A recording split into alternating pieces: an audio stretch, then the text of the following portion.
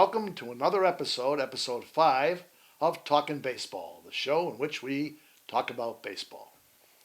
I'm Pete Lincoln. And I'm Jason Smith, and this episode will be all about the Baseball Hall of Fame in Cooperstown. But first, we have an exclusive thing to bring up to everybody in television land today. I want to plug a new book. This week, a biography of Pedro Martinez appeared on the newsstands, just in time for his upcoming Hall of Fame induction by Mike Silverman, and I recommend you read it. I spent some time thumbing through it myself, and it's interesting because it shows some aspects of Pedro you wouldn't really know if you didn't have some insight into his background. Pedro is a very, very sensitive man and an angry man.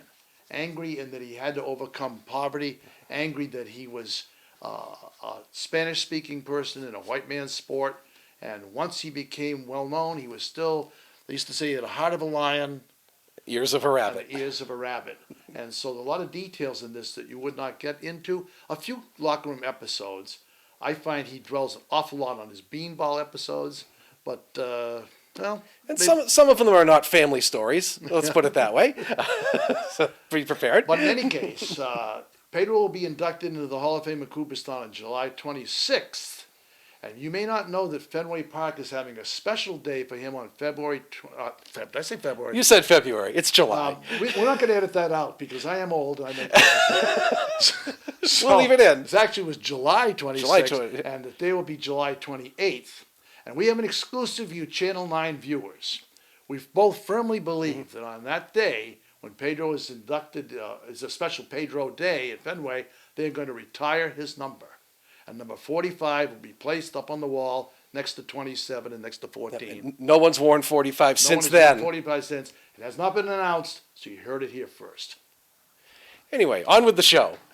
So, enough with our Karnak predictions. So we're going to talk about the Hall of Fame in Cooperstown, New York. And the first thing that we're going to get into is, why is it in Cooperstown?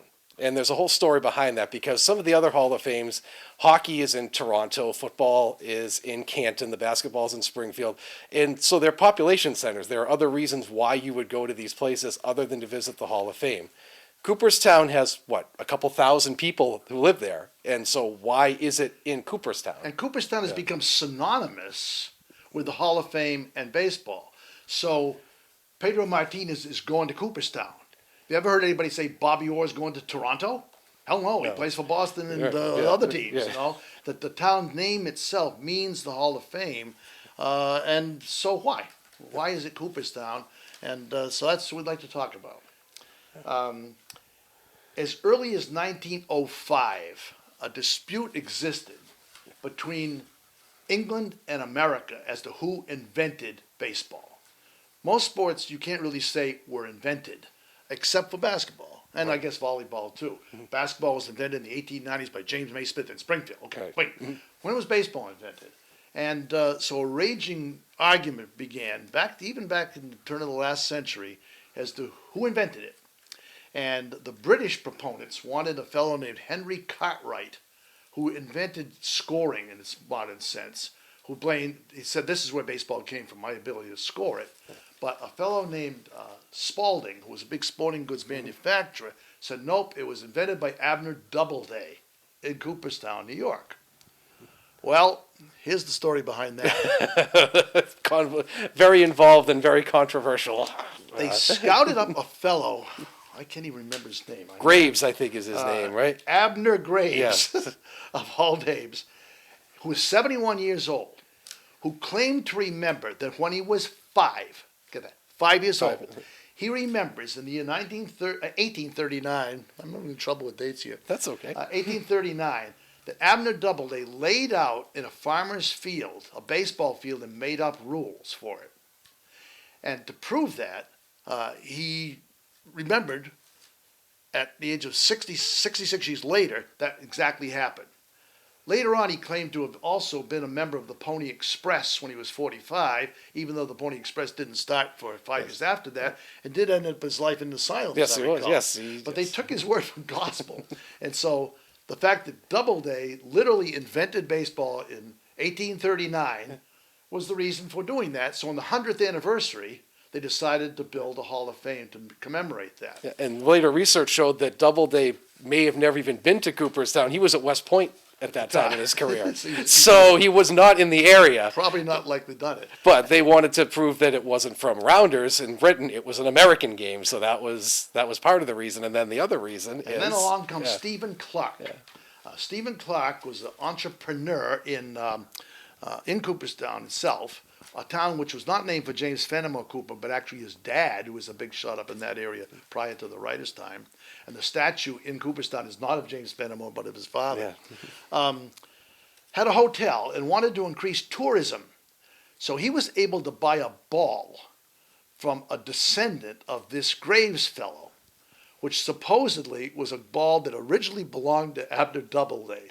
It was an old handmade ball with the cover almost ripped off, but he was able to convince the powers that be in baseball there was an authentic, original baseball made for Doubleday. And his real reason was he wanted to increase tourism because it was the time of the Depression. And there was something about the hops. Yeah, it was a big hops trade at that time, and Prohibition, of course, killed any hops trade that might have occurred ever in the town, too. So between the lack of trade and the Depression, they were looking for any old reason to get business into town. So he convinced the powers to be to build a Hall of Fame there. So it's there totally by accident. It's out of nowhere. It's a beautiful place in the country, but it's probably got as much to do with the beginning of baseball as it does the beginning of football. And trying to stay there is a nightmare. You cannot stay in Cooperstown. You have to stay in about an hour outside of town just because there's nothing there. I want to interject a little note here, out of the way. Oh, yes. We go often to Cooperstown, and last year we went up in October because, as we'll say later, the Hall of Fame for 1 year contains a special display of the team that won the World Series the year before, and we wanted to catch the Red Sox Hall of Fame display from 2013 before they took it down with spades because they came in last. Well, while we were up there, it was during the American League playoffs. So he said, great, well, we'll go to a sports bar and watch the game. There is no sports bar in Cooperstown. He says, well, we'll go back to the Best Western Hotel where we were staying and watch it on TV. They don't get the big league channel up there, so you couldn't do it. I said, why wouldn't anyone else come to Cooperstown other than to watch baseball? You can't watch baseball in Cooperstown. How's that for an anomaly? So it's not exactly a powerhouse community. It is beautiful, and it's as well known for the Farmers Museum as anything else, I think. It is, and the odds are pretty good. My story of Cooperstown is that when you're in town, you might run into some celebrities. Chances are, because as you said, there's no other reason to go there. So odds are pretty good that if someone is going to the Hall of Fame, you know who that person is. So about 10 years ago, we went into a restaurant, and a gentleman was being wheeled in by his family, an much older gentleman. And I looked right at my then girlfriend, now wife, and said, geez, that kind of looks like Warren Spahn. But, of course, I hadn't seen a picture of him in 40 years. He was in his 80s at the time. And we sort of didn't want to bother this elderly gentleman who was eating at the table next to us. And so we sort of brushed it off and went back in the museum. And sure as heck, right when you walk in, there's a display with his picture. And we looked at it and said, oh, my God, it was him. And by that time, he'd probably already left the restaurant and whatever. And so we never got to meet him. 2 years later, he died. And to this day, my wife hassles me and says, why didn't you go up and talk to Warren Spahn when we were sitting next to him at Cooperstown? Well, so those are our Cooperstown tales of woe right there. Okay, Cooperstown is actually, the Hall of Fame is actually 4 parts. There is the Bronze Gallery, which is the Hall of Fame plaques. There are 310 members of the Hall of Fame currently with the 4 new inductions this year. And I need to read this list. There were 214 former players, 35 Negro League players, 22 managers, 10 umpires, 28 pioneers, executives, and organizers. 114 of them were inducted posthumously. And there's another small wing which lists 38 broadcasters and 65 writers. So the Hall of Fame is more than just the players that the writers vote on, which is what we'd like to talk about next. Yes. In fact, we have a good trivia question to add in here. Okay. There are 118 total Hall of Famers that were voted on by the writers. Here's our trivia questions. Who of all the of all the chosen Hall of Famers who were, elected in, who got the highest percentage of votes from the writers at the time of his election, and who also got the lowest. You have to get 75% of all the people that cast ballots in order to be elected. So who has the most? That's a JV question. Yeah, But the varsity question, who has the least? Who has the least? Who squeaked in? Who squeaked in by the fewest votes? Yeah. So actually, 65 people voted against him, but yeah, he got in. yeah. So ponder that one That'll be during a our trivia talk. question today. So. No Googling. No Googling, as always. So. Okay. And then another part of it is the actual just exhibits of just iconic moments during the game, or great seasons, or great teams, or just interesting stories. They have things like, there's a big Philly fanatic that's there, the green mascot for the Phillies. There's a display of all the World Series rings from every year. So just memorabilia and just facts and little totems here and there. Like there's a whole thing about the Women's League from World War II. And those exhibits change. Right. When we were up there, I remember they had every Hall of Fame no-hit baseball signed that they could get anyway. Tons and tons of them. Haven't seen it since. When I was up in 1972, they had one room which showed huge pictures, 3x4 pictures of presidents throwing out the ball. After Nixon resigned, his picture was defaced, and that exhibit is no longer there. I took photographs of them all to get pictures of them. So they change often, and they especially now have a lot for kids. Originally, it was a very cognoscenti sort of museum. There's a lot of statistics and stats and a lot of things to read. Now there's great cutouts and displays, interactive things, big chunks of other ballparks, so that it's extremely entertaining to see. They have, Lolly Hopkins, for instance, was a longtime fan of the Red Sox, who always had a megaphone she yelled through. So there's a plaster statue of Lolly Hopkins yelling at somebody through this megaphone. Yeah, they have trivia contests for the adults and the kids, and the kids actually usually do better than the adults at it. They Believe even it or have not. a contest for kids on speed pitching. Sure. My nephew was the top 11th grader, and he went back the next year to try to retain his title and lost immediately. Yes. Lost his fastball between 11 and 12. Yeah.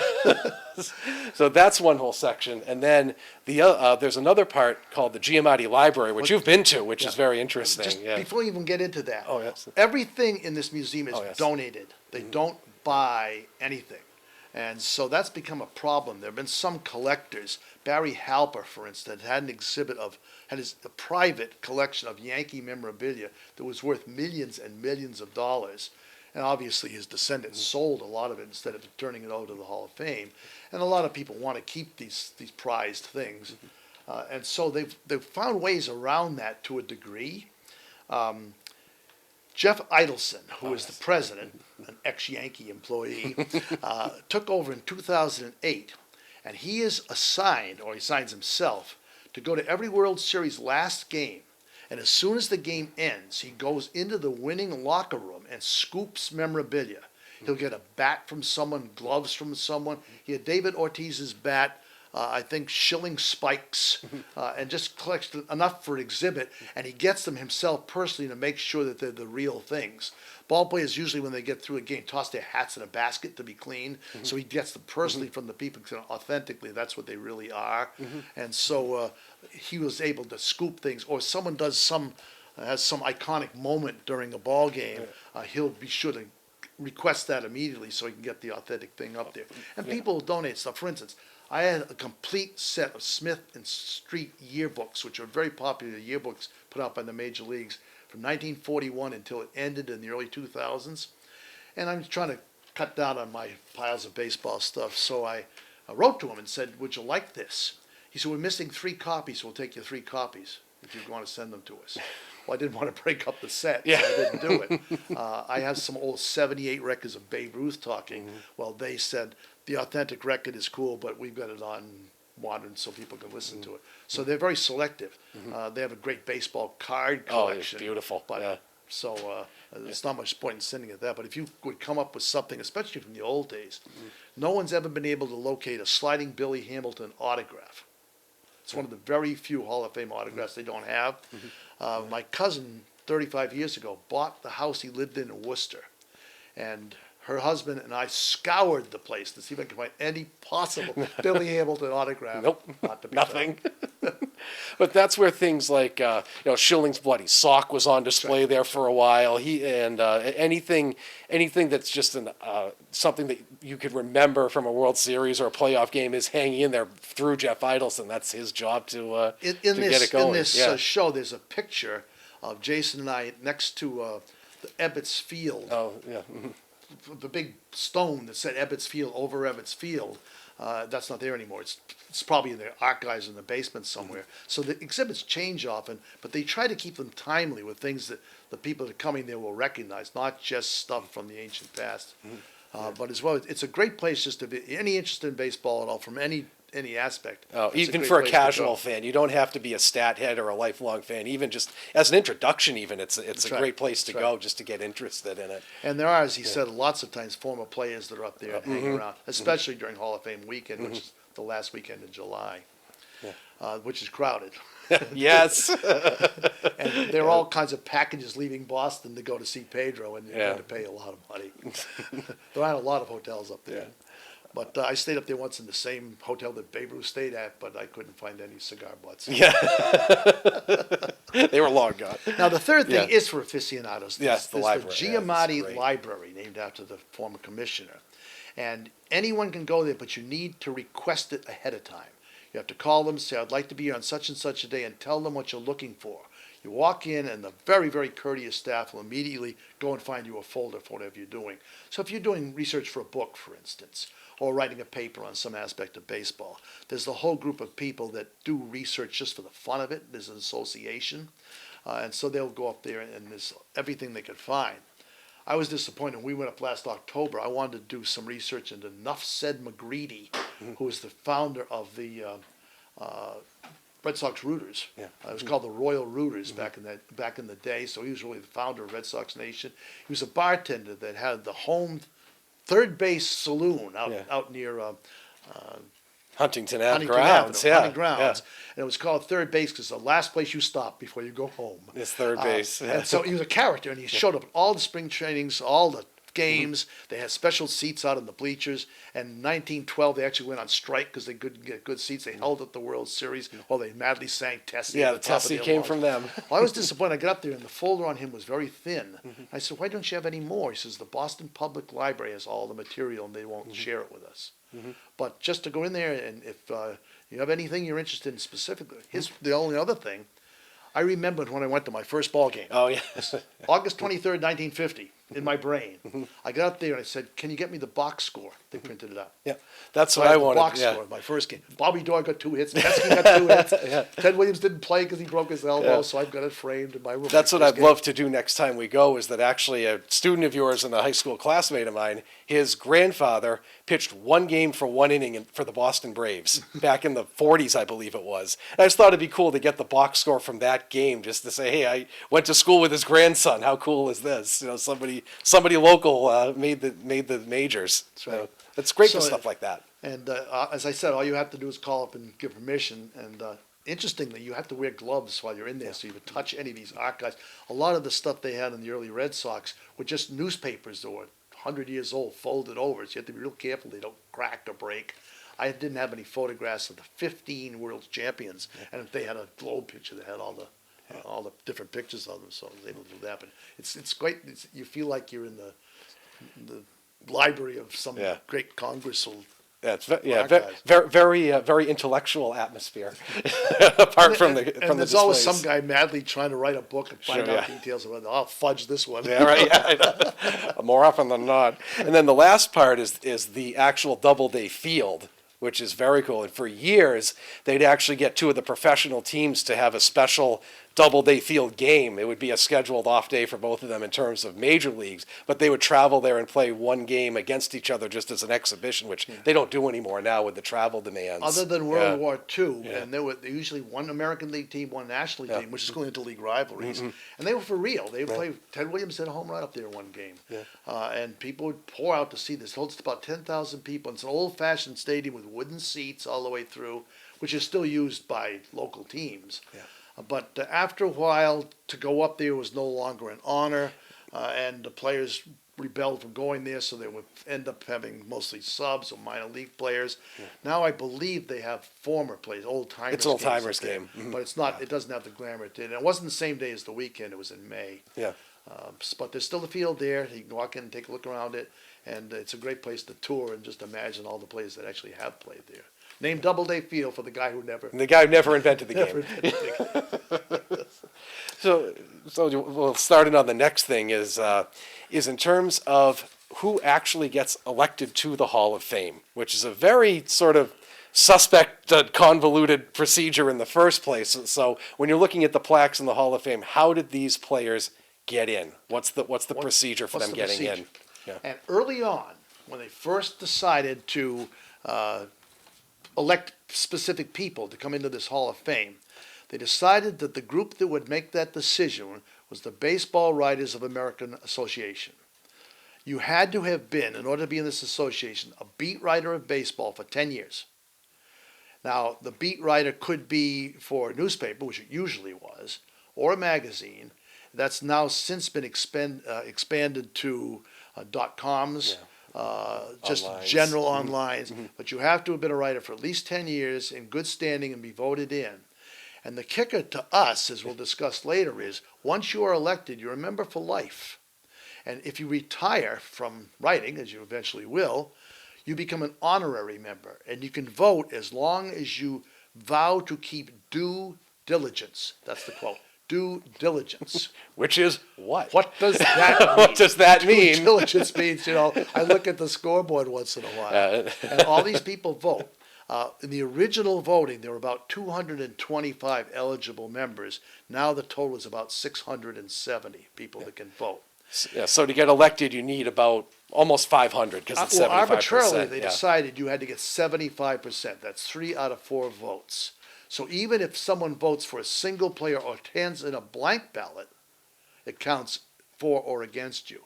If you don't vote, it does not. Right. So blanks can't keep you out.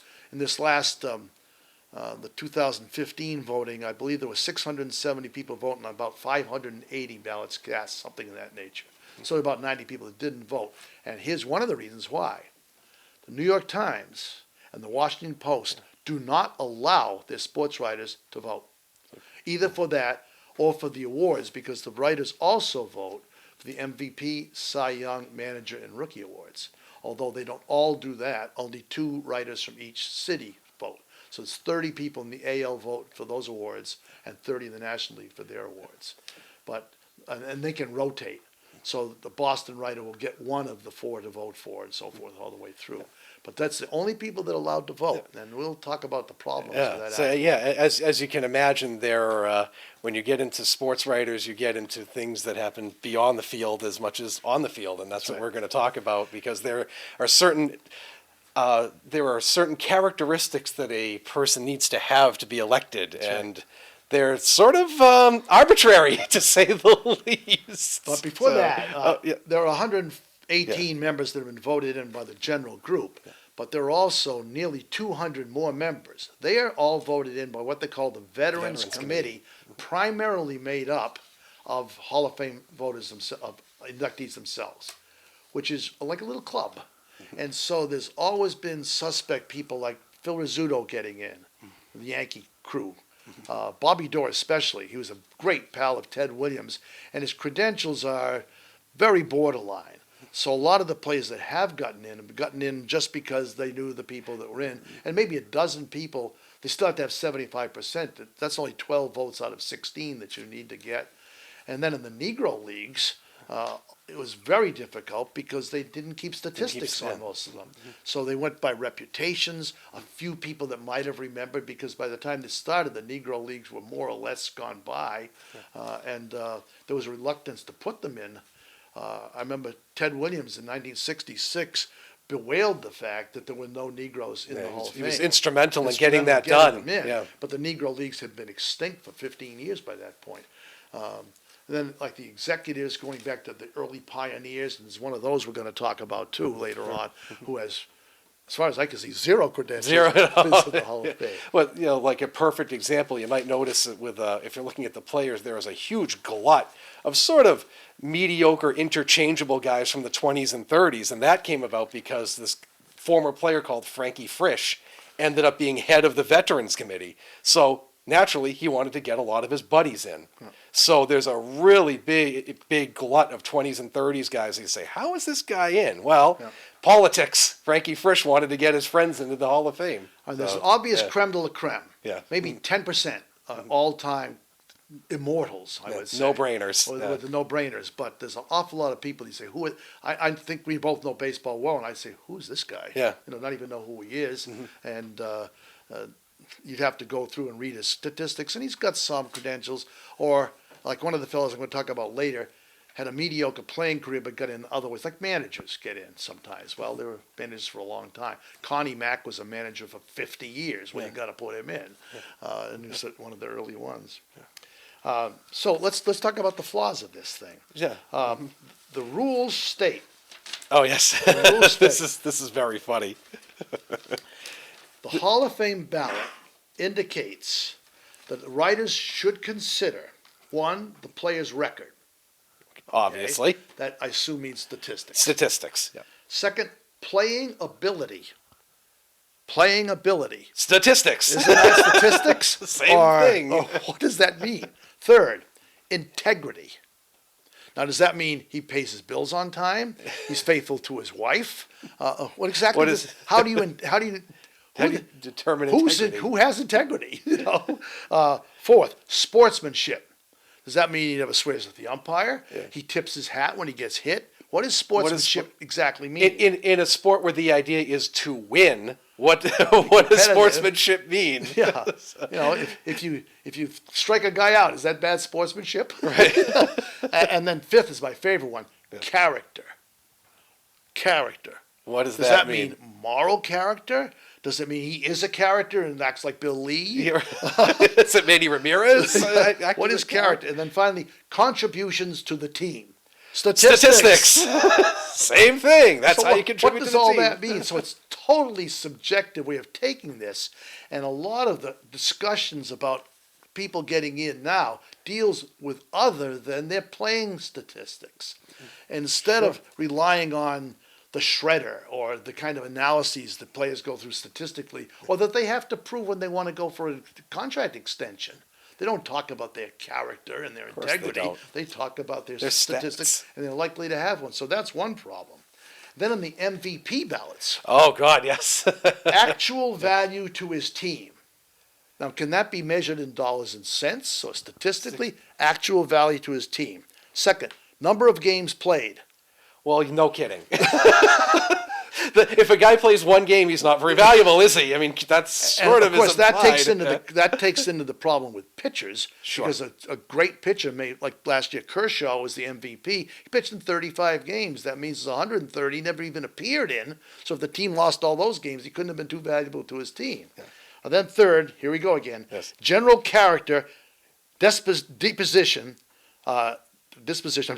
loyalty, and effort. Effort. You're trying. Is there a scale you can sit on for effort? That means Pedro was trying because he really was mad all the time. Yeah. Or something like Petey. Yeah. Oh, geez. Pedroia tries like hell. Yeah. Give him the MVP every year. Yeah. Well. And then Manny's David Ortiz slouches down to first base. He's not trying at all. It doesn't matter. And then finally, they say specifically players eligible include pitchers and designated hitters. It includes pitchers and designated hitters. Which is a controversial point still that has reared its head a couple times in terms of these votes. The famous one is with Ted Williams, which we're sort of going to shatter the myth on a little bit here, and then there's some other more recent examples. This is a classic. Yeah. Ted Williams in 1947 won the Triple Crown. That means he had the most home runs, most hits, and most runs batted in. Now, the team only came in third.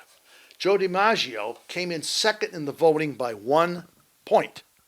Now, the way the voting works in the Hall of Fame is 14-9 down. And the first place gets 14 First place points. gets 4 Then people. second Then gets second 9. Third gets 8. So a first goes place down. vote is worth much more than all the rest of them. The same thing is true in the MVP voting.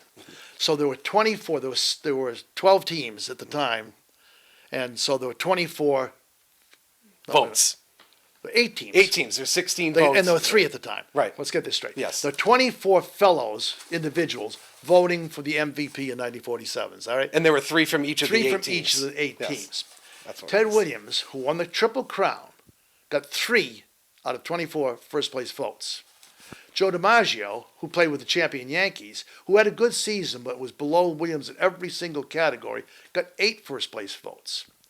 And he beat Williams by 1 point, 202 to 201. And for years, it was believed that a single Boston writer who had a feud with Ted Williams, it wasn't Dave Egan, although Dave Egan had a running feud with Williams his entire career, didn't vote for him, and that cost him. If Dave Egan had given him simply a 9th place vote, he would have beat him. So to say a guy that won the Triple Crown didn't even belong in the top 10 is kind of a stretch. It has recently been discovered that Williams was not voted for twice. It was not a Boston writer, but the Joe DiMaggio who won was not voted for by 3 writers. And here's the clincher to me. I still keep pinching myself.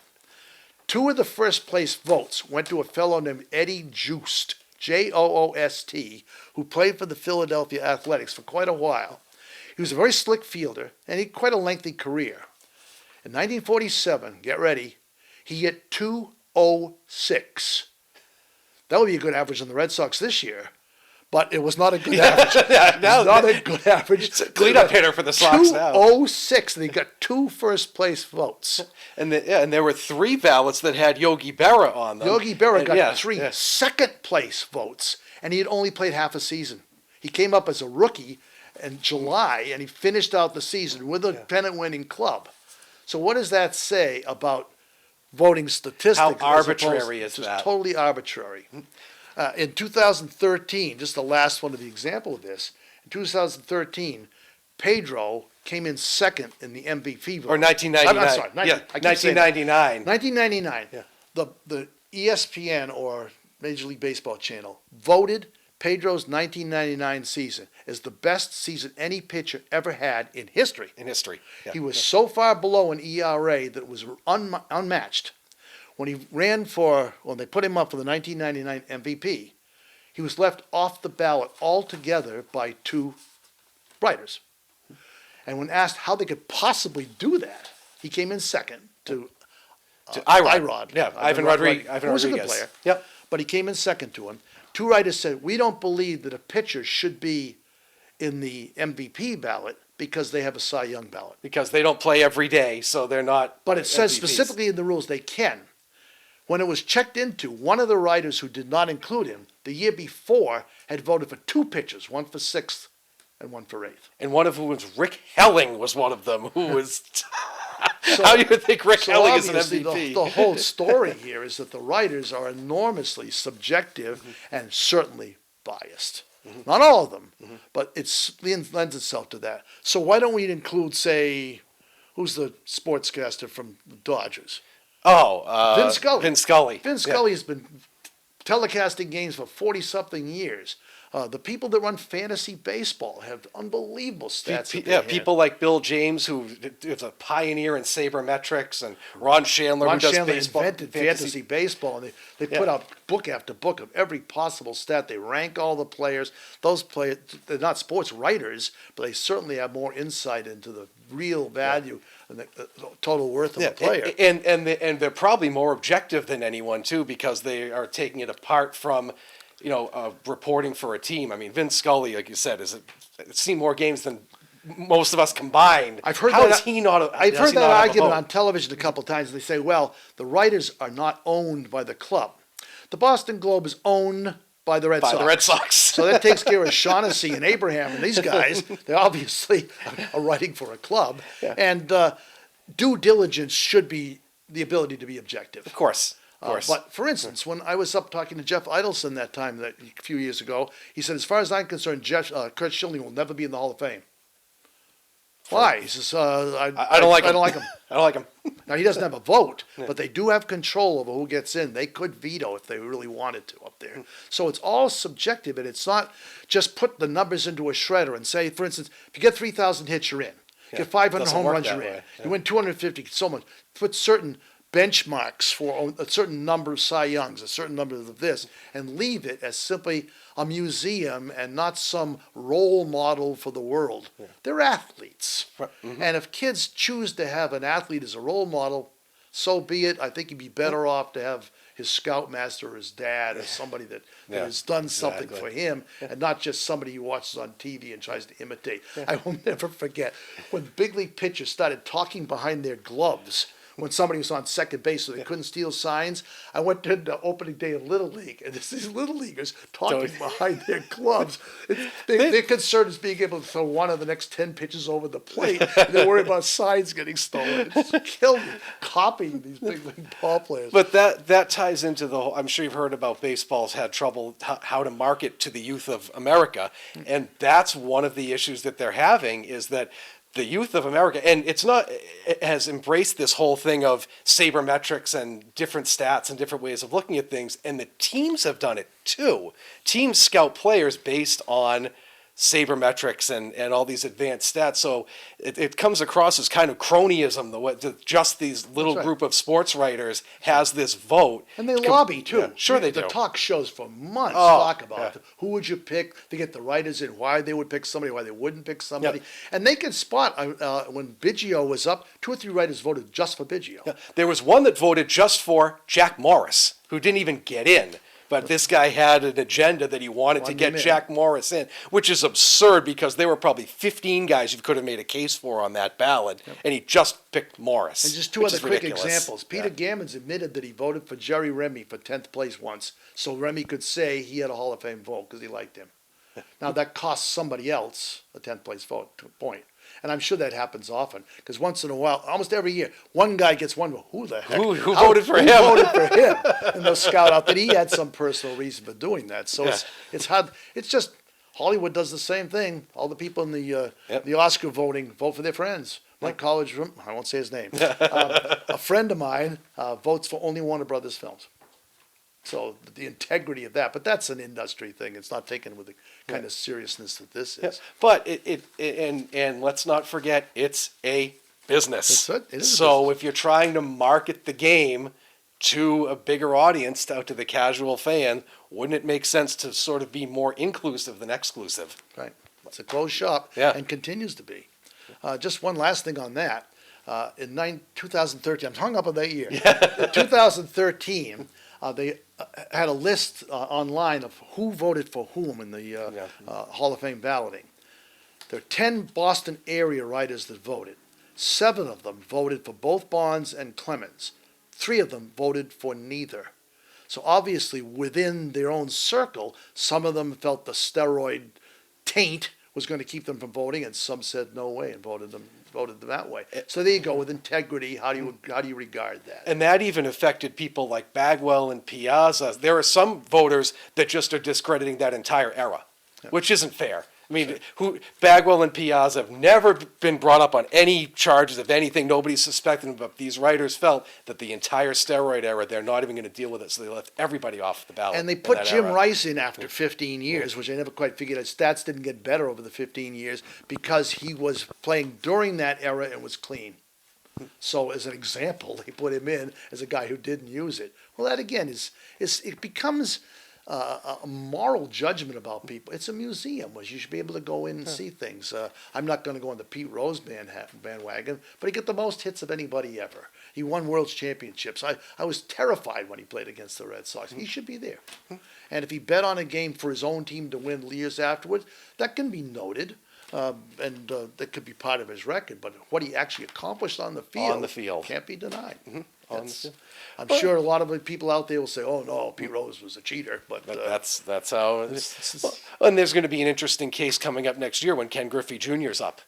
And I'll be curious to see how many people leave him off the ballot because he should be a no-brainer based on his stats. But he played in the steroid era, right. so who's going to leave him off the ballot? I think he'll still get in, but there will be people who will leave him off the ballot just for that reason.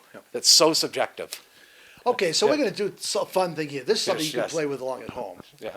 We're going to pick each a player who is currently in the Hall of Fame who should not be, and a player who is not in the Hall of Fame who should be. I'm going to take the pre-World War II era, and Jake will take the post-war, the modern era. Modern era. Okay? You want me to start? Go ahead. Sure. So for the first player who I think should be in, and there are certainly some arguments you could make for players like Tim Raines, who I think eventually will get in, Alan Trammell, Lou Whitaker, Fred McGriff, all great examples of someone who should be in. I'm going to dig a little deeper, and it sort of leads into sort of a trivia question here. So who has the most hits of any player whose primary position is catcher? Obviously, it's Pudge Rodriguez. He has about 2,800. But who did he pass? Who is second all-time in hits among catchers? And it might surprise you. It's Ted Simmons, who started catching in the very late 60s for the Cardinals, caught for them all through the 70s, and then joined the Brewers and the Braves later on in the 80s. And his stats are by far Hall of Fame worthy. There's this current stat called WAR. It's called wins above replacement. And it's used as a tool for a lot of front offices now to determine a player's worth past the statistics. It's wins above replacement. So if you put an average player in, how much better is this player than an average person? Simmons is 10th all-time among catchers. Irod and Piazza are ahead of him, who are one's currently on the ballot, one's soon to be eligible. The other 7 are all Hall of Famers. And if you look, I'm just going to grab some notes here for some noteworthy things that he did here.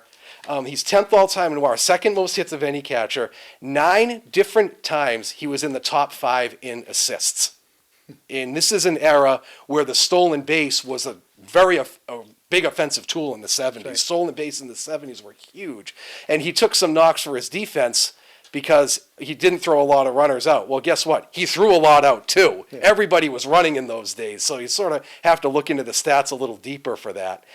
He had a 285 career average, 348 on base percentage, which over the years has become much more valuable because people have learned the value of taking a walk. And he led as a catcher. He led the Cardinals in OPS 6 different seasons. And I think the misfortune that he has is that he was with the Cardinals in the 70s, which was one of the few downtimes in the team's history. The Cardinals have always been strong, except for that decade for some reason. They just didn't have very good teams. And he also was an exact contemporary of Johnny Bench, who think people may be the best catcher of all time. So compared to Bench, his stats pale, but taken objectively over the course of the history of the game, he absolutely should be in as one of the best catchers ever. You've convinced me. He's got my check mark. Got my vote. So that's a perfect example of someone. And the first year he was brought up on the ballot, he got 3%, was taken completely off forever. So he's only going to get in by a veterans committee, and hopefully they'll see to it that he does. But it's a classic case of just a completely overlooked player who was excellent. I'm going to take a very obvious one. Shoeless Joe Jackson. Shoeless Joe Jackson, of course, was associated with the Black Sox scandal, but you can't just say he was associated with it. You have to know something about the man. He was as arguably the most natural ball player that ever played, a huge 5-tool player.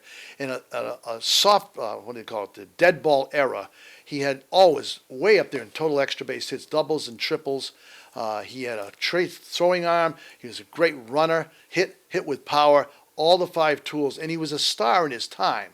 But he was from a backwoods town in Georgia. He had never had any schooling. He couldn't read or write. People constantly commenting on, "Hey, Joe, smell cat," which is in the movie about the Black Sox. And they were paid nothing. They were treating like they were literally slaves. They were paid almost nothing. They had to buy their own uniforms. And so the payment that he made was almost nothing. And so he gets into the World Series, and several of his teammates get involved with gamblers. He hears about it because the gambler would like to get to him because he's the star. He's the one they want to fix.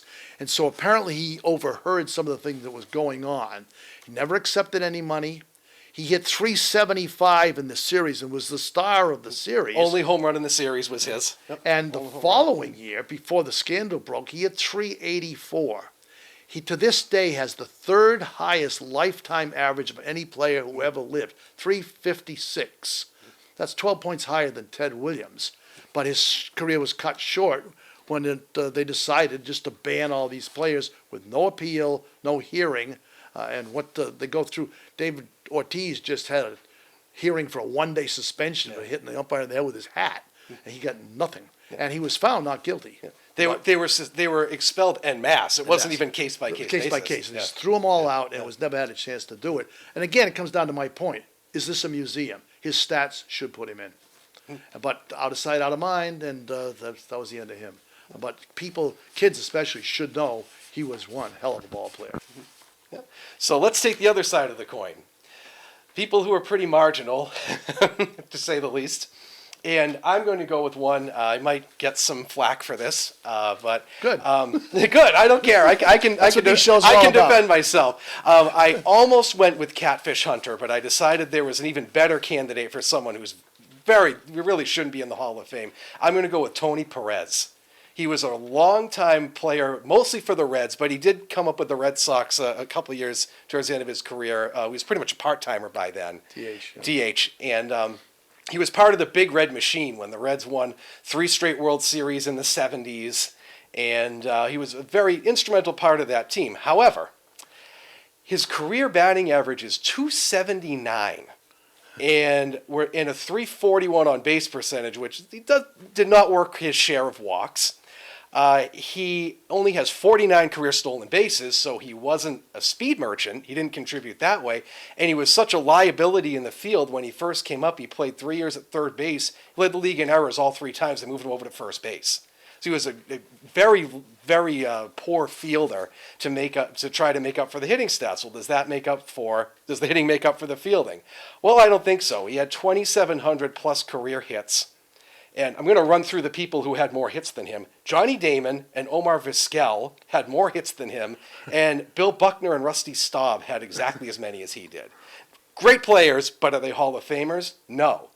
And some people point to, well, he had all these RBIs. He was a run-producing machine. And true, 11 different times he finished in the top 10 in RBIs. Well, when you're in a lineup with Pete Rose, Johnny Bench, Joe Morgan, George Foster, and Ken Griffey hitting ahead of you, just by showing up every day, you're going to knock in those guys consistently. 3 are Hall of Famers, 2 are pretty borderline. And Rose and Bench and Morgan, you could certainly make an argument they may be the best player at their position ever. But he had an iconic moment. He had a home run off Bill Lee to screw us out of a world championship. I'll never forget that. He threw his blooper pitch, and Perez creamed it, and we lost the game. And I think it partly ties into the fact that he was instrumental in getting Cuban players into the major leagues. Right. That's part of it, too. But statistically, I don't think he holds water to be in the Hall of Fame. I got a better one. Yeah. I have a better one. This is much better. We're going way, way back down to 1870. A fellow named William Cummings, whose nickname was Candy, and I finally found out why. Candy was a Civil War term for someone who was good at his profession. I don't know why Candy. He's known as Candy Cummings. And notwithstanding the fact that he was from my hometown of Ware, Massachusetts, and he's buried there, and it's a little shrine, one of 3 pro baseball players that come from Ware, actually. He is famous for inventing the curveball. He started pitching in 1870, only pitched until 1876. He had a 6-year career. Now, in those days, stats are hard to compare because the pitcher pitched the whole game. We wanted 3 or 4 pitchers on the team, so he did have a lot of wins and a lot of innings pitched. But he only pitched for 6 years. He went on after that to become the head of the first organized baseball league as an executive, so that's probably why they got him in. But he pitched 6 years. Here's a stat that I can't get over. He was 5'9", and he weighed 120 pounds. He could fit in C.C. Sabathia's pocket. 120 pounds, and he's in the Hall of Fame as a pitcher because he invented the curveball. Now, Myths are great.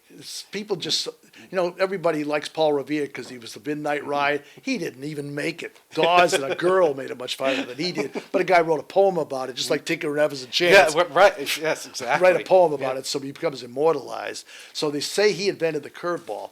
What that meant was the catcher couldn't stand 20 feet behind the batter. He had to get up close because the curveball would break. And the myth also is that in Ware, he practiced throwing clamshells. And the clamshells would curve when you threw them because they're frisbee shaped. And so he learned to throw a curveball by chucking mollusks around. And then another story said he did it in Brooklyn where he moved next. I don't know where he's going to find the clams in Brooklyn. Or where? The Ware River didn't have a lot of clams. No. It's kind of polluted. So they give him the credit for, something, 6 years, 120. I don't care if he invented pitching. He's not going to get into the Hall of Fame. Never let the curveball. So poor Candy Cummings, I'm afraid you're going to have to take a back seat. But you're still from Ware. We love you. So one last point. Yeah, this is a great idea. A lot of people get into the Hall of Fame based on postseason. And because they have great postseason results, how did he play in the postseason? He was great in the postseason. Well, he wasn't great in the postseason. We have a suggestion. And this is something the Hall of Fame should really look into, is have a separate wing or display or whatever, just as a postseason Hall of Fame. That way, somebody like David Ortiz, legendary postseason performer, may not ever get in the Hall of Fame, but when the big lights are on and there's a national audience, right, he comes through every single time. Or Jeter's in the Hall of Fame anyway, but Derek Jeter would be there for all the postseason stuff that he did all those years with the Yankees. Yeah, Reggie Jackson is known as Mr. Right. October because of what he did in postseason. He hit the 3 home runs in a row in the World Series in '77. So it's special because the spotlight's on. It's really not fair. They have a second season for good teams to start all over again, and there's a whole bunch of teams that never get in. Ernie Banks never played in the World Series, so he doesn't get a chance to have those postseason credits. And so it's the luck of the draw. You happen to be on a team that makes the World Series.